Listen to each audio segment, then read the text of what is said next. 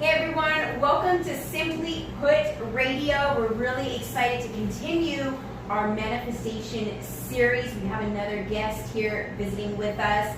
Before we get started, make sure to follow us on our social media at Simply Put Radio if you're not already. Our website is simplyputradio.com where you can hang out with us, listen to all the different episodes, share with your friends.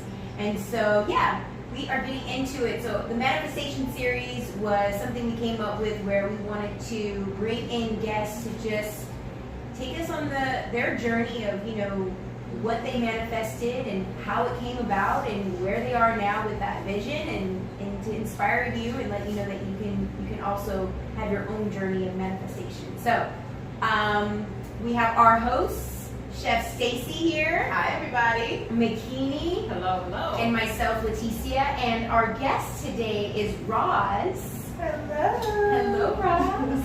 The beautiful, the only, the one and only Roz. That's me? Oh, okay. I like her introduction. No disrespect. No, it's all good. So yeah, let's start getting, I know McKinney is very excited. She had a whole bunch of questions already, just ready to go. But first, kind of just give us an idea of, what you manifested and now what has come to fruition. Man, everything. It's so funny because when I look back, I wasn't intentionally trying to manifest anything because I didn't know anything about that. Right. And so now you look back and go, wow, everything that I've always wanted has come to pass, And I have pieced together parts of my life since I was about 6 years old, and it all leads up, even at that age, to exactly what I'm doing now. So I find it really, really interesting. I think about when I was... Well, wait, before you start, I'm sorry. Tell us what you're doing now, and then let's talk about how that came into fruition. So tell us, because you have so many things going on. Like, I just got my car my car changed. This girl owns like an oil change business, and most people don't even know. Right. Oh, really? Yeah, we didn't know. Because but she owns multiple businesses, and so let's just tell us, give us a rundown. So right now, I guess I am a serial entrepreneur. That's what they call it. So I have a mobile oil changing service. So we come to your house or business and change the oil in your truck, fleet, or van, That's awesome. car, all of that. So I've had that for, I don't know, maybe about 14, 15 years. Oh wow! Really? Yeah. What is it called? K&K Mobile Oil. My daughter's names are Colleen and Caitlin, so I named it after them. But I'm pretty sure it's been about at least 13 years. So And they stay busy, so I have to book my appointments now, like almost a week in advance. Okay. And I didn't have to do that before. Right? Or you're like, Chris, can you Yeah, come before on? now he's like, I have to do 75 cars tomorrow. I'll get back with you. I was like, oh, okay. Well, then you just let me know when you can get you come. It was literally like that the last time I booked. You need to book it. Do you guys put the sticker on the car where it's like, you need to book it then? Like, I'm gonna need it Exactly. at 5 o'clock on this day. But the service is good. It's super reliable. Like, I've been using the service for years now, and it's the only service I use. And Chris is great. But we just Okay, got, so who's Chris? If you don't Chris, mind. that's my full-time technician. Okay. So now I have, so I did the oil changes for the first 2 or 3 years. Wow. Right. She knows how to I love it. So I That's didn't why I have love Roz. any- Right. So many surprises. Yeah, and this is Here so in funny. Vegas? Yeah. Oh, I get excited. I know. I'm sorry. Okay. This Like a came, child. I feel like it almost came to me in a dream or something, like, I'm a oil changing business. Like, it just came to me. And so, over the course of about a week, I was just researching on the internet, like, how do you do it? What is it? Because I had never really heard of it, before. And you know how they track you on the internet once you go to somebody. So one day there's a alert, I don't know, in my email or somewhere I'm surfing on the internet, and it says there's a mobile oil changing convention in Vegas at Mandalay Bay. Wow. What? A mobile oil change? Yeah. First of all, I had never even heard of the business. Yeah, they don't run the training and the convention to me. Wow. Amazing. It was so freaking crazy. So, and it was that I was a school school kindergarten teacher at the time. Oh, nice. And it was during spring break.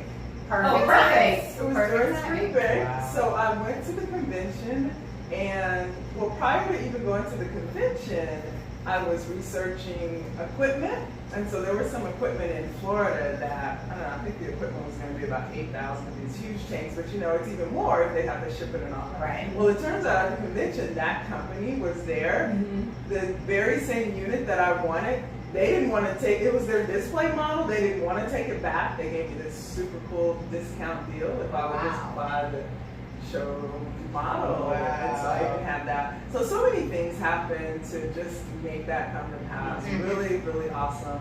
I did the oil changes, as I said, for the first probably 3 years. Did you know how to change Oil the prior oil to this? price? Yeah. I learned a lot from my stepfather, like once I really started the business, that, you know, he taught me a lot. But it's so awesome when you decide, like, I'm gonna do whatever it is, come hell or high water, I'm just gonna do it. The resources that come before you, it blows my mind how things would happen, and I would meet someone right at that moment, and there the person would be. So it was really not a hard thing to transition into doing mobile oil, because every single thing that I needed to make that business go absolutely came. It was just meant to be. Yeah, and now, like I said, I didn't know about manifestation, so I can look back now and go, that literally was the universe just kind of lining it up so that I would, you know. So I like the way this conversation is going, because then you can tell us about your other businesses and how those manifested as well. So the other business is the garden. Now this is an incredible story, because I knew you before you had the garden. So I kind of know a lot of what happened, but please tell us about the garden and tell us about that manifestation. Yeah, so I was a school teacher also doing the mobile oil on the side. Okay. So I would do that on the weekends and evenings and all of that. And then I have always wanted to have a homeless day shelter. So when I talk about like things that happen from a child, like when I was younger, I was always just bringing home stray everything, like babies and dogs and just everything that needed. Yeah, like I would meet someone who was a crackhead and they got the cutest little baby and, Mom, can we keep it like the mom? Wait a minute. She's talking about crackhead babies. No, the baby wasn't a crackhead, but The mother. The mother. Oh, okay. Yeah. So I was at church one day, a girl, I hadn't seen her in a really, really long time. I think we went to like elementary school. She had the most beautiful baby with these big blue eyes, and the baby's name was Rosalind. Wow. And so of course I just wanted to have that baby. But so always had a heart just to serve people. Just always, you know. So as a school teacher, I was always serving the homeless. Well, really all my life, and I really wanted to have a homeless day shelter. Okay. Everything happened to lead me to Boston, where they have the most amazing homeless day shelter. It's 10 stories. I went there for free, stayed there for free. Like that whole story was crazy, because my carpet guy, who's been doing my carpet forever, one day he was like, you know, I also work for United Airlines. Like if you ever needed a buddy pass or something, I could. At the time, I was trying to He worked for United Airlines and he was cleaning He was garbage. cleaning, and he He be hustling over there. All ends of the spectrum.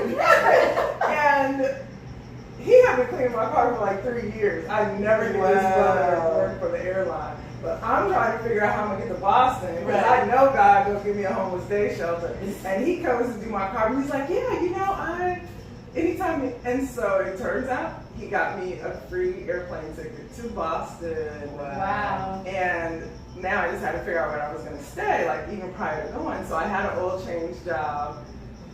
Lady that I knew, so I'm there, I'm changing her oil, I go in there, get the money. She's like, you know, I really need to take a trip. You know, she's like, you know, I'm from Boston, my sister's there, I need to go. And I was like, girl, shut your goddamn mouth. I said, I'm trying to get to Boston. She's like, just let me know what day. She said, if I go with you, then you can just stay with me at my sister's house. So that's what happened. Like, freaking crazy, right? Wow. So, I go, the shelter was amazing. So I already know that's gonna be mine. Like I already know that's what I'm gonna be able to bring back here to Las Vegas. So really felt the call to quit my job and start the homeless day shelter. Like I really, really felt it so strongly. talked to Malcolm about it. He's like, hey babe, this is Malcolm's her husband. yes, Malcolm is my awesome husband, and so and I have to say this because I share this all the time when I'm speaking. My prayer is always, God, if you give it to me, give it to my husband ahead of time, so we're not battling in the home. I like that. I like that. Yes. God, if you give it to me, give it to him. So when I felt like this call to leave the classroom, and I was making more than him at the time, and I was only making $55,000. We had 2 kids in middle school. I'm like, I can't quit my job. And I'm like, okay, give it to him. So I'm like, okay, God, I'm gonna give you 2 weeks to put it in that brother's spirit. So I come to him. He gonna be like, hey, God, I had a dream that you know. So I waited like 2 weeks, and we always take an after dinner walk. And I said, you know, I really feel like I need to quit. And he asked me a lot of questions, and we talked about it. And he said, you know, if this is what you feel you need to do, we'll tighten up our belt and we'll do it. And my biggest concern was, oh my gosh, like the girls gotta go to college, blah, blah, blah. Well, the girls ended up both getting full ride academic scholarships, Yeah, which was amazing. really. But and you know, when I think about it, if I would have worked 100 more years as a school teacher, I wouldn't have been able to save the money for their college tuition, not now way. Right. You know. So was like, you didn't know that time. Yeah, that was the best thing you could do. Right. So I quit. Wow. I quit, and I had the mobile oil, you know, thing going on the side. And every single solitary door to opening up the home, literally like 10 minutes after I quit teaching, every door closed. When I say like every single solitary door, and I had already met with the council. I had really did my homework. I had even found, and I saw my girlfriend probably about a month ago. I hadn't seen her in a while. We used to go to church together. I had even found the perfect house that I was going to turn into the shelter. It had like a triplex in the backyard. It's right like off of Owens Street area, whatever. It had been abandoned, boarded up, looking out. She reminded me, and I have remembered, every weekend her and I went and cleaned, and we would get people here and there to come help us. I cleaned that whole lot. I couldn't get in the house because it was all boarded up. Every weekend I was like, come and help me. We picked up trash, picked up glass. We get ready. Yeah, you got that ready for somebody else. Yeah, you know, there was somebody else. I didn't know They came in like, damn, this is pretty for the project. Yeah, that's a hard area in case y'all don't know. That's a very hard area. I just like every single that house just used to draw me to it. And yeah, but she said, "Girl, you had my out there doing the most Up grass. every Saturday." So after I quit, now that was when Oscar Goodwin was like, all the homeless, we shipping them to Timbuktu, we getting them off of Main Street. That's when he really started cleaning up for Master and Main and all of that, and they weren't even allowed him there. And then the councilman that I had previously spoken with said, Roz, I'm really sorry. They're not even giving any social services license, like they're putting a moratorium on that. There's like nothing we can do right now, you're gonna have to. And I was like, ooh, I know I heard right. I know I felt right. I quit my job. I quit my job. And it was like such a crazy time. And I can just remember being in this pity party for like weeks, like crying every day, like, oh, what am I gonna do now? Like, literally. And I heard this song, and the song is by, one day, the song is by John Waller. And the song just simply says, serve me while you wait. And the song is so powerful, and it just really, it literally woke me up out of this funk that I was in, and it just simply says, serve me while you wait. Right. You know? And it was like, oh my gosh, okay. And so from that moment on, I began to volunteer with anybody and everybody who was serving homeless. Like, I began to go to other shelters and help them, and people who had food ministries and street ministries and I got on Metro's volunteer staff to help home. Like I did all of that. And Around what year was this? this was 2008. Okay, just we can get a time frame. Yeah, this is about 2008, Wow. 2009. Yeah, and I just began to do that. And then I ended up being in a business meeting where Frank Hopkins was in the meeting, and I Frank Hawkins is your cousin, correct? Mhm. Okay. Mhm. And Frank Hawkins, just so y'all don't know, for those who don't know, just let us know. Frank Hopkins, he used to play for the Raiders, and he was a city councilman, and he was just recently the president of the NAACP. So him and I were at this business meeting together one day, and Pretty powerful in the community here. yeah, really, really awesome. And he's a developer, and he owns a lot of land, a lot of property. And I've always taught health and wellness, and always been into that. And I said, you know, it would be great as I'm teaching women what to eat and how to eat it and all that, that we just had somewhere where we could go and just purchase fresh fruits and vegetables. And he said, well, I have 5 acres of land. I've donated it to a few different organizations who wanted to start a community garden. And it was so weird. I don't even think I'd ever heard of a community garden without going to, like, I'm from Las Vegas. Like, we just don't do farming and like, we don't have that stuff around here. And he said, you're welcome to it. So so I'm like, no, I want them to start, you know, a garden or a farm so that I can just come and purchase. I'm supposed to do a homeless shelter. Right. right. I'm waiting on my shelter. Right. And I went and I took a look at the land, and it just really spoke to me like this is where I was supposed to be. And from that moment on, I started doing that.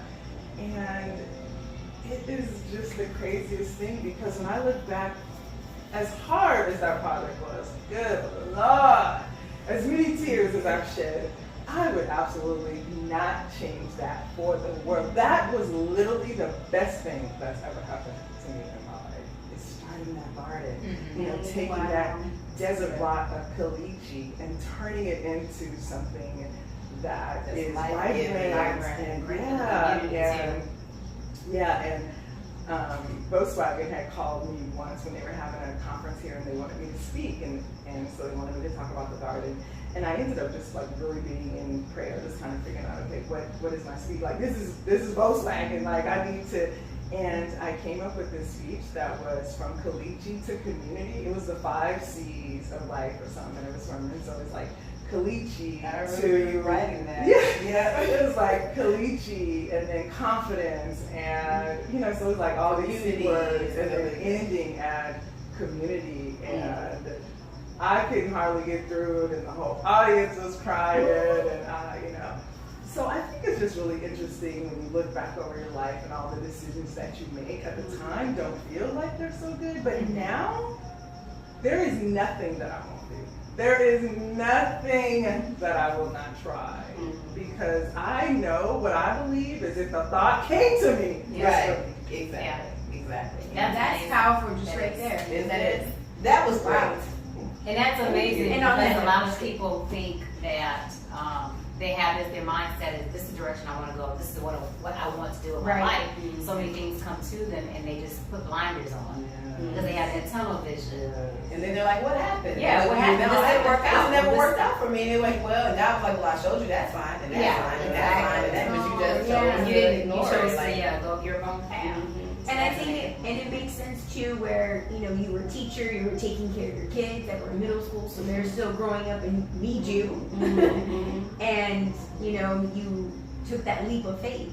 And that's what a lot of people are in those situations where like, I gotta pay for the roof, I have to feed my kids, and they don't let those thoughts and those dreams that come to them come to fruition because they're so stuck in, you know, the And I think it's now. just that fear. That fear, of they the let unknown. fear take over versus that thought. and it's not even, and then I can probably test and say this too, you know, I'm sure you felt fear and you still feel fear. We have our conversations a lot, but it's like it's feeling the fear and doing it anyway is the biggest thing. You're always gonna feel fear, like especially if you're always building and climbing and working, and because you're just, you know, you're always gonna want something more than what you have, especially if you're a real entrepreneur. You know, so you feel the fear.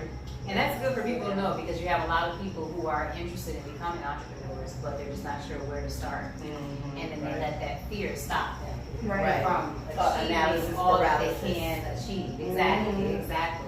Yeah, So and that's wanting good to know, like so many people are like, what if that? What about that? What about, and you can never, most people will never make a first step because they really want to know how it's going to all play Right, out. yes. As You opposed can. to just having faith that it's going to work out. And you know, the thing is, I don't care about failure. Like, I could give less than a crap if the garden failed tomorrow. Like, the experience that I've had with that project, the people that I've met, the things that I have learned, I couldn't give a damn if it fails. I don't care if anything fails. It's just, okay, let's go on to the What's next next? thing. What's It's next? not really a failure. It's more like a stepping stone. Yeah. You know, it doesn't- And it's a lesson learned. Right. Because you learn something from it. Right. To Exactly. take one to that next venture. Right. That's the most important thing. Yeah. Exactly. That is amazing.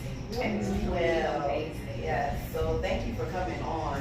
So appreciate it. So appreciate you. I know we just kind of wrapped it up, but anything out of all that you said, is there any one thing that if someone were listening and they really needed to like take that first step, or they were going through some problems, what advice would you give? What would be your biggest like life lesson? I think the biggest lesson is just really trusting that you have what it takes. Like, so many people think they're less than, they're missing. When I first had a clear understanding that everything I need I already have, I said, what? You mean to tell me that every single solitary thing I need to make any vision come true, to manifest anything I already have it inside? I was blown, and I think that was probably just about maybe 3 or 4 years ago when I learned that and really just got that in my spirit. I was blown away by that. Right. Like, wow. And so now, like, I love Will Smith says that you already know that it's going to happen. The universe just got to catch up. Yeah. Like, stuff just has to catch up, you know? And so you just really have to have that faith that I have what it takes to do this. And you just do it, you know, because even with the garden, now my husband had a friend who was a health and well, like he has a ministry where he certifies people in nutrition. And Malcolm hadn't seen him in like 15 years, about 7 years ago. And he was like, hey, I'm in town doing Rod, like, I heard you got married, you and your wife should come, I'm speaking at the church. And so we went there, and I ended up going, like, just falling in love with the information that he gave. Went through his training in Arizona, it was for 6 weeks. I flew there on my own dime, 6 weekends in a row, got certification. And so from that, I've created a online wellness program called Well Women of Color. And it's just like, if he had never come to town, if Malcolm's phone number had changed from 20 years ago, I would have never met him. I would have never gone through this. And so, and I think back to where when I was 12 years old, I babysat for the neighbor. She was a nutritionist, and she was a vegan, and like I learned so much from her. And so when I, said at the top of the hour that everything in my life is just, Right. you just see little crumbs of everything that have lined up to what I've done today. And that Well Women of Color is literally going to retire me to where I could live just anywhere in the world. So tell us what Well Women of Color is, and then how people who are interested in becoming a part of the program or the group can find you. Well Women of Color is an online-based health and wellness program it's for any woman, but my target market is African American women and Hispanic women and of Hawaiian descent, because so many of them also have some health issues. And I created it to model Weight Watchers. Like, I just absolutely believe that we'll be at that same level as Weight Watchers. Absolutely. But with a different target market for it. And it's membership based. It's $27 a month. Everything is online. I provide a meal plan, an exercise plan. I do 2 trainings a month. We have a private Facebook group where they all interact. She had special guests because I was on 2 weeks Yes, ago. we have a guest teacher every month. Oh, So just providing them with everything they need. And my biggest focus is reversing disease. So that's Right. really what my angle is. It's not necessarily to lose weight, but it is to get healthy from Right. the inside out. And right now I have like 87 members in the program. And it's It just started it last month? in January. January, you said? Oh, but I just read the thing last month. Yeah, Gotcha. January we started. And it's not just here in Vegas, though. No, so Because it's there's online. women from Yeah, all So wherever over. wherever you are now. Yeah, And what is the yeah. website? It's wellwomenofcolor.com. Okay. And the testimonials have been, I'm so blown away. Like, I can't wait to compile all of this data, you know, once I really, really kind of push it out there, because women they're getting off of high blood pressure medication, they're getting off of diabetes medication. And since February 1st, probably at least 30 women have lost 25 pounds. Oh, wow. Oh. Just since February. And And it's on their own because, you know, like, well, the Wellwomen of Color, you're leading them, Yes. but they're like doing it in other cities Right. and stuff. Like, you don't have to have a personal trainer, No, you know, and all this no. extra stuff. And you pay, what, $27 a month? They're over their sugar addiction. They're See over what their I'm saying? snacking addiction. Wellwomenofcolor.com. Yes, all Yes. getting healthy. So, and you know, that really just falls right into even with the garden, starting that. You know, I started with learning how to grow food and learning how to eat healthy, and now I can pass the information forward. Absolutely. So, you know, my advice is always to people who are wanting to start a business, like, look at your life, look at what you love, look at what's going on. Like, we have to be aware of what the heck is going on around us in our world. Guarantee you some things connect, and that'll lead you to your destiny. Awesome. Absolutely. Awesome. Well, Well, there- tell, Go ahead. I was gonna say, Go well, for it. tell everybody where we can find you. I know wellwomenofcolor.com. And Do the you have any garden. social, like, what if people wanted to get in contact with you directly? Do you give out that information? I mean, you're kind of big time now. I don't know, giving out, you know, personal emails and stuff, but, Yes, for sure. My email is support@wellwomenofcolor.com.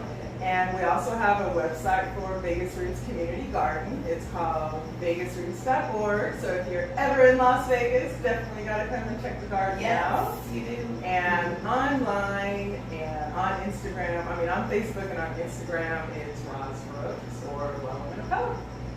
Okay. Perfect. That is all said. Well, Yes. thank you, everyone. Thank you so much. And I just want to say, you're definitely going to want to listen to this episode again. There are just so many gems Yes, that we yes. threw out in such a short amount of time. So if you get a chance, play this again so you can write it down and start implementing all these different things that Roz just shared with us. Thank you so much for joining us You're welcome. today. We truly appreciate you sharing just your journey with us from 6 years old to now, right? Right. In 30 minutes.